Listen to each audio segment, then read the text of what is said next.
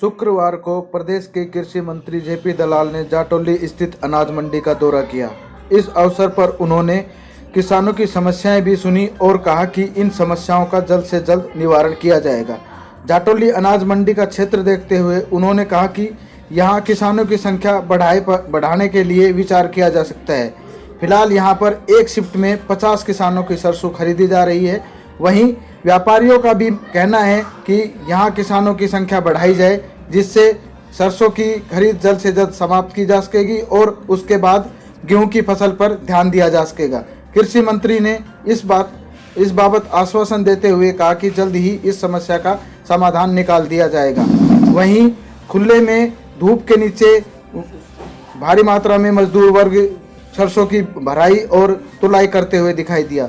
अभी तक 4 साल बीत जाने के बावजूद भी राज्य सरकार अनाज मंडी में टीन शेड का इंतजाम नहीं करवा पाई है।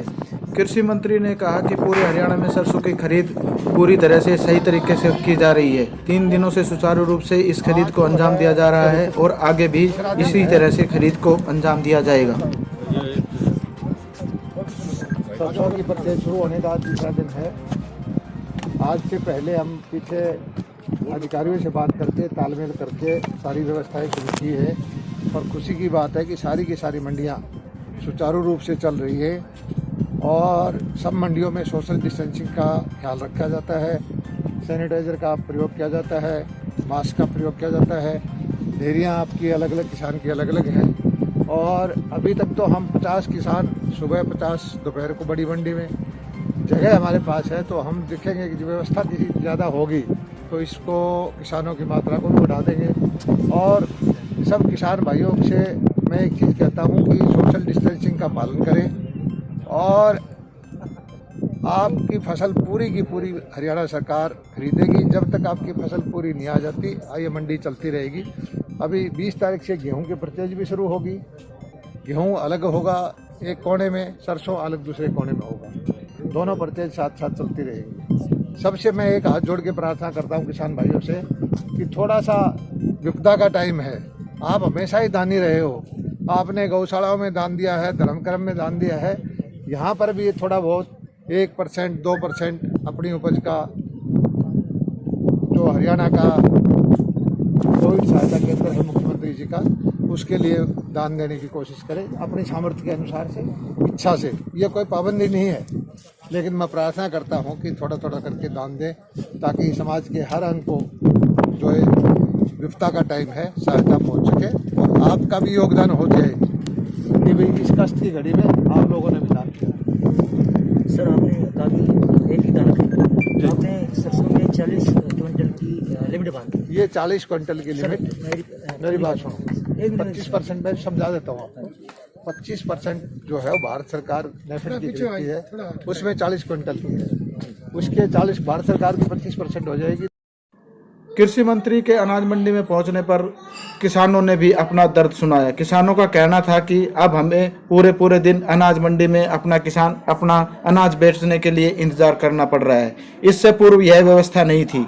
वो कांटा कराकर अपने फड़ पर अनाज डाल जाते थे, उसके बाद व्यापारी अनाज की भराई करके उन्हें पैसा दे देते थे। वही व्यवस्था दोबारा से लागू की जानी चाहिए। पूर्व पहलवान और अंतर्राष्ट्रीय खिलाड़ी दलीप सिंह छिल्लर ने इस बात का समर्थन करते हुए मंत्री जी से आग्रह किया कि वो किसान की इस मांग पर सहानुभूति पूर्वक विचार करें। हम फिर भी डिस्कस कर लेंगे। इस वक्त जो है महामारी का समय है, ये लंबी योजनाएं हैं और लंबी बात करेंगे। इस वक्त सिर्फ हम परचेज तक सरसों तक सीमित रहे तो अच्छा है। फिर कभी बैठ के आपकी बात आप कब मिलते हैं?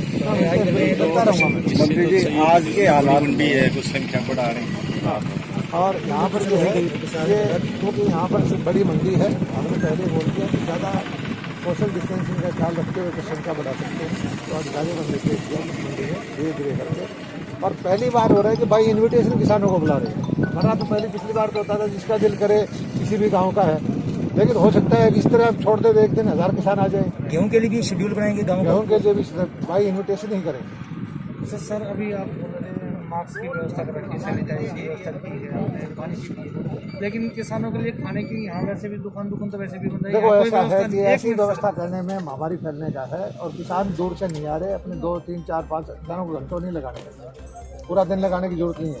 घंटा 2 घंटा किसान खेतों में जाता है, अपनी रोटी पानी पहले भी लाया और ये हमने ये जो सोशल डिस्टेंसिंग का ख्याल रखना है, कल को यहाँ पर कोई इशू नया क्रिएट ना हो जाए तो इसकी व्यवस्था करना गलत हो जाएगा, उसमें भीड़ भाड़ हो जाएगी। और अभी तक परमिशन भारत सरकार से ढाबे खोलने की हुई क्योंकि पूरी 8 क्विंटल के हिसाब से प्रति एकड़ के हिसाब से एवरेज हमारे इलाके में यही है और वही मान के हम चल रहे हैं।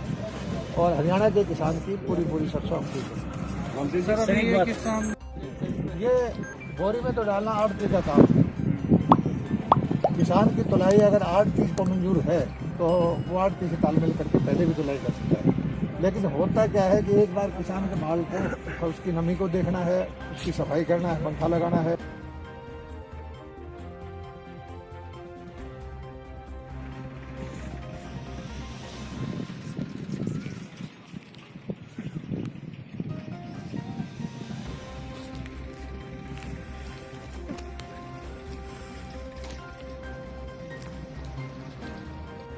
वहीं क्षेत्र के विधायक सत्यप्रकाश जरावता ने बताया कि उन्होंने मुख्यमंत्री और कृषि मंत्री से मांग की थी कि पटौदी विधानसभा में चारों तरफ गेहूं खरीद के अतिरिक्त केंद्र बनाए जाएं।